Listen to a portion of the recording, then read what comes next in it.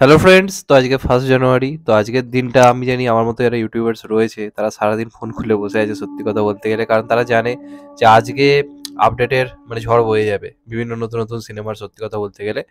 তো এখন অবধি যদি বলি, যতটা আশা ছিল, যতটা বড় বড় কিছু আশা করেছিলাম, সেই লেভেলের কোনো এখন অবধি আপডেট এই মুহূর্তে দাঁড়িয়ে আসেনি। কিছু কিছু আপডেট বড় এসছে, সেগুলো নিয়ে বেসিক্যালি এখন কথা বলবো। তবে বিরাট বড় কিছু এক্সপেকটেশন ছিল, সেগুলো সত্যি কথা বলতে গেলে এখন আমার ফুলফিল হয়নি। তো যেগুলো যে এক্সপেকটেশন গুলো ছিল সেগুলো তো আলাদা ব্যাপার। তবে যেগুলো অ্যানাউন্স হয়েছে সেগুলোতে একটা কিছুটা হলেও এক্সাইটমেন্ট কাজ করছে, সেগুলো নিয়ে বেসিক্যালি কথা বলছি। তো একদম ফার্স্ট টাইম যেটা নিয়ে বেসিক্যালি কথা বলবো সেটা হচ্ছে গোটের আজকে সেকেন্ড লুক আর কি সামনে এসছে, গ্রেটেস্ট অফ অল টাইম, যেটা থালাপতি 68 আর কি আপকামিং সিনেমা আর কি। কালকে তো ফার্স্ট লুক এসেছিল, তো আজকে সেকেন্ড লুক সামনে এসছে। তো তারা কিন্তু খুব ভালো প্রমোশনটা করছে। রিলিজ ডেট এখন অনেক দেরি, সেখান থেকে দাঁড়িয়ে তারা কিন্তু একের পর এক মানে আপডেট কিন্তু আমাদের দিয়ে থাকছে, এটা একটা ভালো দিক।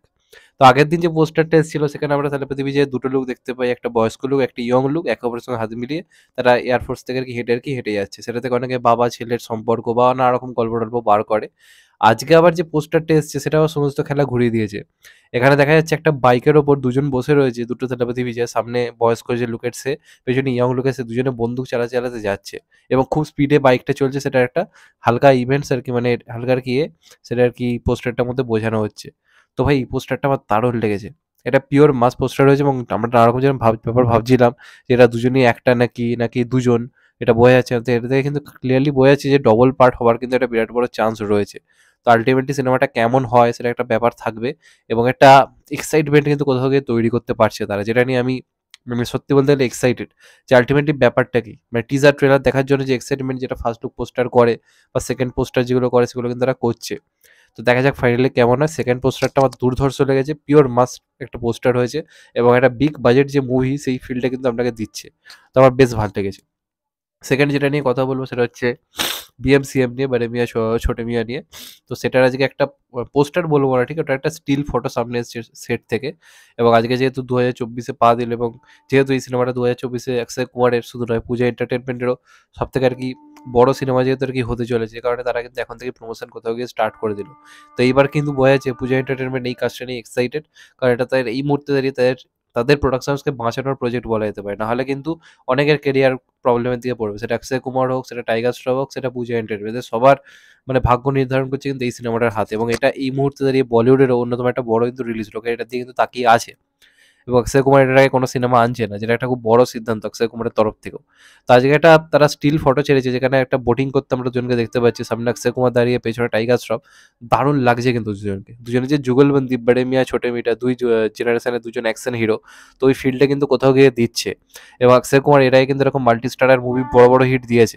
মহড়া মানে অক্ষয় সুনীল শেট্টি মিলে যেগুলো করতো, বা অক্ষয় সাইফ আলী খান মিলে যেগুলো করতো, বড় বড় হিট এরকম দিয়েছে। অনেকদিন পর অক্ষয় কুমার নিজের এই জেনারটাতে কিন্তু ফিরছে, অ্যাকশন কমেডি সবকিছু মিলিয়ে যে ব্যাপারগুলো। এবং আমি বারবার বলেছি সিনেমার ভিলেন খুব চমকপ্রদ, পৃথ্বীরাজ সুকুমার, যাকে নিয়ে ইতিমধ্যে নর্থ ইন্ডিয়াতেও কিন্তু একটা হাইপ তৈরি হয়ে গেছে আফটার সালার, এটা মানতে হবে। এবং সে এখানে একজন এআই ইউজ করে একজন ভিলেন, রোবোটিক ভিলেনের পার্ট করবে। তো যে কারণে স্বাভাবিকভাবেই এই সিনেমাটা নিয়ে এক্সাইটমেন্ট কিন্তু ক্রমশ বাড়ছে এবং যেহেতু ডাইরেক্টর ভালো আলী আব্বাস জাফর, আমার এই সিনেমাটা নিয়ে কিন্তু আশা একটা রয়েছে।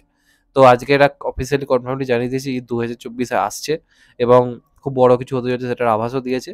তো দেখা যাক ফাইনালি কেমন হয়। শোনা তো যাচ্ছে 26শে জানুয়ারি নাকি টিজার আসবে। তো দেখা যাক আসে কিনা, তার আগে যদি আসে আরোই ভালো। তো দেখা যাক ফাইনালি কেমন হয়। নেক্সট দুটো ব্যাপার নিয়ে কথা বলবো, দুটো বাংলা সিনেমার অ্যানাউন্সমেন্ট আজকে হয়েছে, সেই দুটো নিয়ে আগে কথা বলি।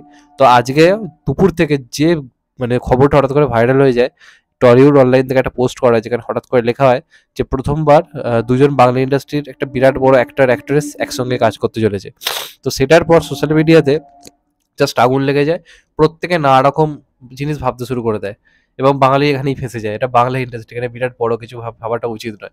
অনেকে ভাবে যে জিৎ কোয়েল জুটি হয়তো আবার ফিরছে, তখন তাদেরকে লেখা হয় যে না প্রথমবার বলা আছে। তখন অনেকে ভাবে যে জিৎ সঙ্গে অন্য মানে জিৎ নামটা সবেতে আসছিল, দেব নামটা সবেতে আসছিল, আবার কেউ কেউ বলছিল প্রসেনজিৎ, আরো অনেক নামটা অনেকের মাথায় আসছিল। তো আলটিমেটলি লাস্ট অব্দি জানা গেছে ব্যাপারটা কি। তো রাজ চক্রবর্তীর পরিচালনায় আপকামিং একটা সিনেমা আসছে রাজ চক্রবর্তী প্রোডাকশন হাউস থেকে। সিনেমাটার নাম হচ্ছে বাবলি। এটা বুদ্ধদেব গুহর একটা উপন্যাস থেকে নিয়ে সিনেমাটা করা হচ্ছে। এখানে প্রথমবার হিসেবে জুটি হিসেবে আমরা আবির এবং শুভশ্রীকারকে দেখতে পারবো। এবং প্রায় 10 বছর পর আবির আর কি রাজ চক্রবর্তীর সঙ্গে আবার কাজ করছে আফটার কানামাছি, এবং প্রথমবারের জন্য আবি শুভশ্রী আর কি জুটি বাজছে এই সিনেমাতে। তো অনেকেরই বিরাট বড় বড় আশা ছিল বলে এই সিনেমাটাকে হয়তো অনেকে এখন ছোট করতে পারে, যে এটা আর কি এমন বড় অ্যানাউন্সমেন্ট হলো। সত্যি বলতে এটা বড় অ্যানাউন্সমেন্ট নয়, কিন্তু এটা কিন্তু সারপ্রাইজ হিট হয়ে যেতেও পারে।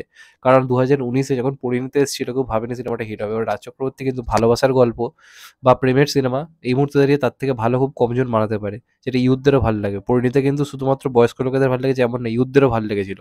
এটা যদি ওই লেভেলের যদি ম্যাচ করতে পারে, যেমনটা এখানে অ্যানাউন্সমেন্টে মিউজিকটা বাজছে, গানটাও কিন্তু মনে হচ্ছে বেশ ভালো হবে। একটা মিউজিক বাজছে, দেখবেন মিউজিকটা কিন্তু দারুণ লাগছে।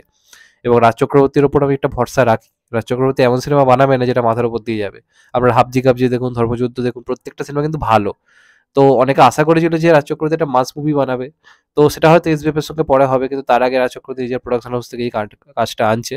এবং আমাদের বাংলাতে খুব ভালো ভালো কিছু উপন্যাস রয়েছে, যেগুলোতে সত্যি কথা বলতে গেলে ভালো সিনেমা বানানো যায়। তো সেখান থেকে দাঁড়িয়ে এই কাজটা নিয়ে একটা এক্সাইটমেন্ট অবশ্যই রয়েছে। তবে একটা অভিযোগ আমার রয়েছে, কেন সোহমকে নেওয়া হচ্ছে না? সোহম এত ভালো অভিনয় করলো মানে এই সিনেমাটাতে প্রধান, যেখানে দেবের অভিনয়ের পাশাপাশি সোহমের অভিনয় নিয়ে কথা হচ্ছে এত তাবড় তাবড় অভিনেতার মাঝে। তো কেন রাজ চক্রবর্তী সোহমকে ব্যাক করাচ্ছে না? আবির তো অনেক সিনেমা করেছে, আবিরের অভিনয়ও আমার খারাপ খারাপ লাগে বলছি না, কিন্তু সোহমের কিন্তু একটা ভালো কামব্যাক দরকার। তো এই সিনেমাটায় যদি সোহম শুভশ্রী জুটিটা ফিরতো, আমি আরো বেশি মানে কোথাও গিয়ে খুশি হতাম। তো যাই হোক, কিছু করার নেই। তবে একটা আশা রয়েছে এই সিনেমাটা নিয়ে, দেখা যাক ফাইনালি কেমন হয়। এবং আশা করছি এটা একটা ভালো হিট হয়তো হতে পারে, যেমন পরিণীতা হয়েছিল। আর লাস্ট যেটা নিয়ে কথা বলবো সেটা হচ্ছে দেবের 46তম যে সিনেমা, সেটা নিয়ে বেসিক্যালি এখানে কথা হবে। সেটার আজকে মানে অ্যানাউন্সমেন্ট সামনে এসছে, এবং এটাই এই মুহূর্তে দাঁড়িয়ে এই বছরে এখনো পর্যন্ত বলতে পারে বাংলার জন্য সবথেকে বড় অ্যানাউন্সমেন্ট এটাই। তো যেটা ঘোষণা করা হয়েছিল যে দেব, অভিজিৎ এবং অতনু এই ট্রায়ো আবার এই বছর ফিরতে পারে, এবং অভিজিৎ সেন ডাইরেক্টলি ইন্টারভিউতে বলেছিল যে 1 জানুয়ারি আমরা এটা অ্যানাউন্স করবো। তো আজকে এটা ফাইনালি অ্যানাউন্স করে দেওয়া হয়েছে, এবং সিনেমার নাম দাম কিছু জানানো হয়নি, শুধু রিলিজ ডেটটা জানিয়ে দেওয়া হয়েছে। যদি সবকিছু ঠিক থাকে তাহলে এই বছরের ক্রিসমাসে এটা রিলিজ করবে, অর্থাৎ 20 তারিখে এই সিনেমাটা কিন্তু রিলিজ করবে। তো দেখা যাক ফাইনালি কেমন হয়। কি নিয়ে সিনেমা আমরা জানি না। আগেই ট্রায়ার সিনেমা 2022 অব্দি যখন অ্যানাউন্স হতো, মনে হতো একটা সিরিয়াল আসবে, সিরিয়াল আসবে। এমনকি প্রধানের সময় আমি দেখবেন এই ধরনের কথাবার্তা বলেছি, যখন 2022-এ প্রধান ফার্স্ট অ্যানাউন্স হয়। কিন্তু 2023-এ প্রধান সব ইকুয়েশন পাল্টে দিয়েছে, এবং এই ট্রায়ো দিন দিন বড় হচ্ছে। তো এখন আর বলা যাবে না যে এই ট্রায়ো মানে একটা সিরিয়াল আসছে, হতে পারে সামথিং বিগ কিছু হয়তো আসতে চলেছে। তো দেখা যাক কেমন হয়। তো দেবদা এটাও বলেছে যদি সবকিছু ঠিক থাকে তাহলে কিন্তু এই ক্রিসমাসে আসবে, অর্থাৎ দেবের যে মানে টেক্কা বা আরো যে বড় বড় সিনেমার শুটিং রয়েছে তার মাঝে এই সিনেমাটা শুট হবে, এবং যদি সবকিছু ঠিক থাকে তাহলে কিন্তু এই সিনেমাটা অবশ্যই এই বছর ক্রিসমাসে কিন্তু রিলিজ করতে পারে। তো দেখা যাক ফাইনালি কেমন হয়। তো এইগুলোই ছিল মোটামুটি আজকের আপডেট, যেগুলো নিয়ে তোমার সঙ্গে কথা বললাম। আরো কিছু আপডেট আশা করছি আজকে সন্ধ্যের মধ্যে, রাত্রির মধ্যে আমরা হয়তো পাবো। দেখা যাক, একটা আশা তো রয়েছে।